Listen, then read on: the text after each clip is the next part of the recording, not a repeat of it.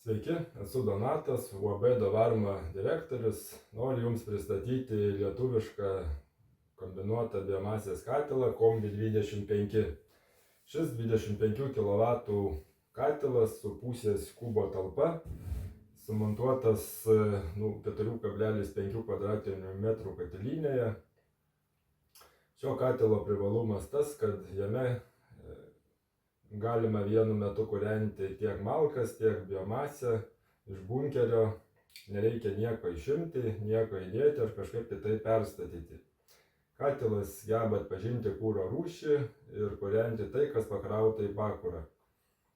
Jis veikia autonomiškai, geba nustatytų laiku uždegti ne tik biomasę, bet ir malkas.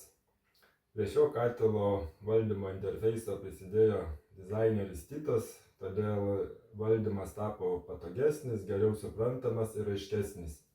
Visa informacija lietuvių kalba, katilas valdomas 7 colių lietimui jautriu ekranu. Šis katilas taip pat gali būti komplektuojamas su 0,7 kubo talpa arba 1 kubo talpomis. Taip pat katilą galima įsigyti be kuro bunkerio.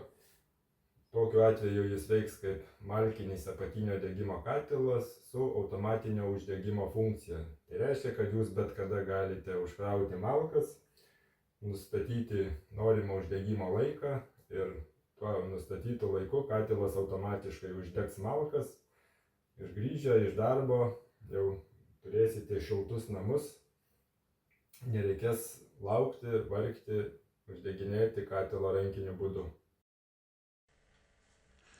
Standartiškai visi bunkeriai komplektuojami su dugno maišyklėmis šluotomis, kurios gerai maišo biomasę ir neleidžia jai susigulėti.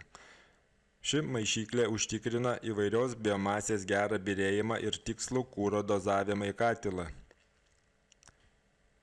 Kuro bunkeryje sumontuotas apsauginis gesinimo purkštukas, kuris užpila bunkeryje esančią skiedrą, jeigu bunkeris pradeda nekontroliuojamai kaisti. Katile sumontuotas termostatinis reguliatorius, kuris leidžia katilą kūrenti avariniu atveju, kai dingsta elektra ar dėl kitų priežasčių neveikia katilo automatika. Tiesiog reguliatoriuje nustatoma norima katilo temperatūra, pasikelia oro sklendė ir katilą užkrovus malkomis galima kūrenti be valdymo automatikos. Katilui pasiekus nustatytą temperatūrą, oro reguliatorius uždaro oro sklendę ir sumažina katilo galią. Pereinant prie automatinio kūrenimo, termostatinį reguliatorių tiesiog užsukate ir toliau katilas dirbs kaip automatinis biomasės katilas. Biomasės katilas turi pakuros dūmų nutraukimo angą. Ši dūmų nutraukimo anga suprojektuota taip, kad atidarius degimo kamerą dūmai iš pakuros patektų tiesiai į dūmų nutraukimo angą.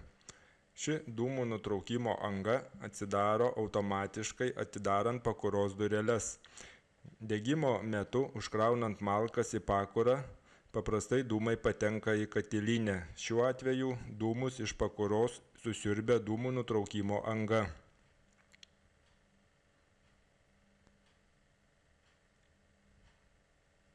Svarbu nepamiršti uždarius pakuros dureles uždaryti ir dūmų nutraukimo angą. Katile sumontuoti 2 oro tiekimo ventiliatoriai. Pirminio oro tiekimo ventiliatorius pučia orą po grotelėmis, o antrinio oro ventiliatorius orą pučia į degimo kamerą. Kiekvienam kūrui galima susireguliuoti ventiliatorių greičius atskirai ir juos išsaugoti valdiklio atmintyje.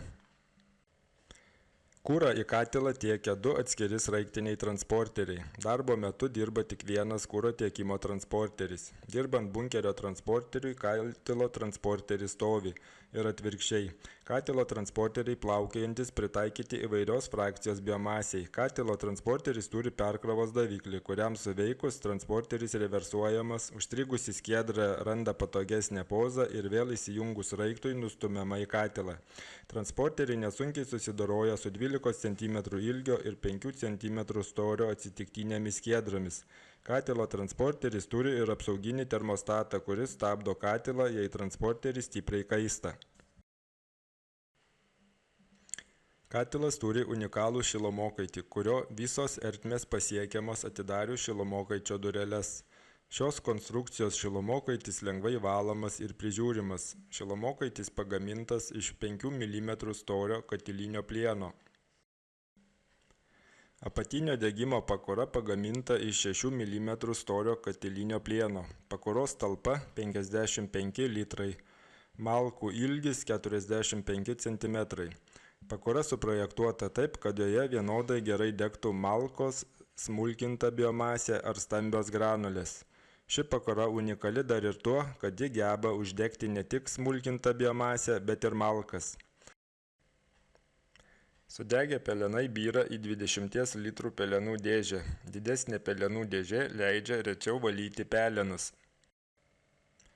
Katilo 7 colių lietimų jautriame ekrane galite matyti dūmų temperatūrą, katilo vandens temperatūrą, kuro transporterio temperatūrą, liepsnos signalo lygį, faktinę užduotą temperatūrą, kūrenamo kuro rūšį ir temperatūrinį režimą. Norėdami pakeisti kuro rūšį, paspaudžiate ant kuro pasirinkimo ikonos. Atsidarys langas su galimais kuro pasirinkimais, tai malkos, medžio skiedra ir rūpios granulės. Norėdami pakeisti kūrenamo kuro parametrus, paspaudžiate į nustatymų mygtuką ir atsidaro nustatymų langas. Norėdami automatinio malkų uždegimo, paspaudžiate mygtuką, iš sąrašo pasirenkate biomasę, kuria uždegate malkas, tai arba medžio skiedra, arba granulės. Tai šiuo kuru bus uždegamos malkos, arba rankinis, šiuo atveju malkas uždegs popierius, kurį reikia įkišti šalia malkų prie uždegimo vamzdelio. Norėdami malkas uždegti medžio skiedromis, pasirenkame medžio skiedras ir būtinai nurodome medžio skiedrų užkrovimo laiką pirmam uždegimui. Norėdami išjungti automatinį malkų uždegimą, tiesiog paspaudžiate ant iš malkų uždegimo mygtuko ir jį išjungiate ir grįžtate atgal į pagrindinį langą. Norėdami pakeisti katilo temperatūrinį darbo režimą, paspauskite ant darbo režimo ikonos. Atsidarys temperatūrinio režimo pasirinkimų langas, kuriame galite pasirinkti norimą darbo režimą. Jeigu norite pasirinkti temperatūrinį paros grafiką, paspaudžiate ant temperatūrinio paros režimo ir pateiktame grafike susidėkite norimas temperatūras pagal skirtingas valandas.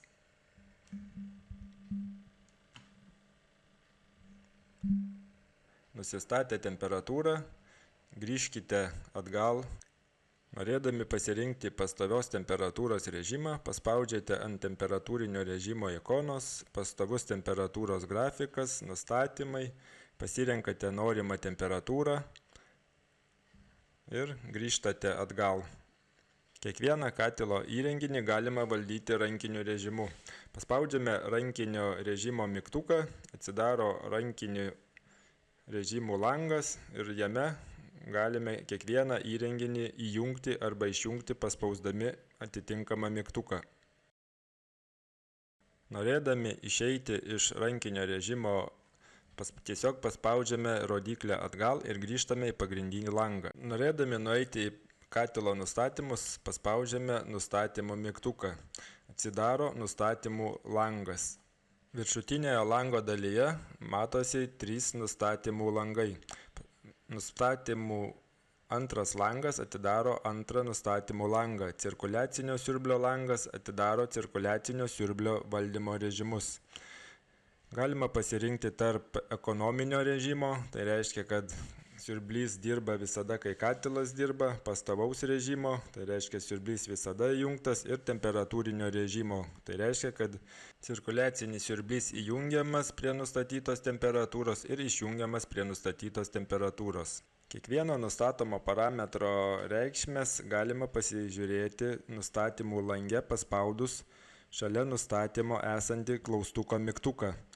Paspaudus klaustuko mygtuką atsidaro paaiškinimo langas. Jame tiksliai aprašyta nustatymo reikšmė. Susipažinę su katilo valdymu, pamėginkime katilą užkurti medžio skiedromis. Pirmiausia, patikriname medžio skiedrų nustatymus. Grįžtame į pagrindinį langą, tuomet pasirenkame medžio skiedras ir įjungiame mygtuką įjungti. Katilas automatiškai pradeda dirbti pagal iš anksto numatytą darbo algoritmą, taigi kviečiu toliau pasižiūrėti, kaip viskas vyksta be mano komentarų.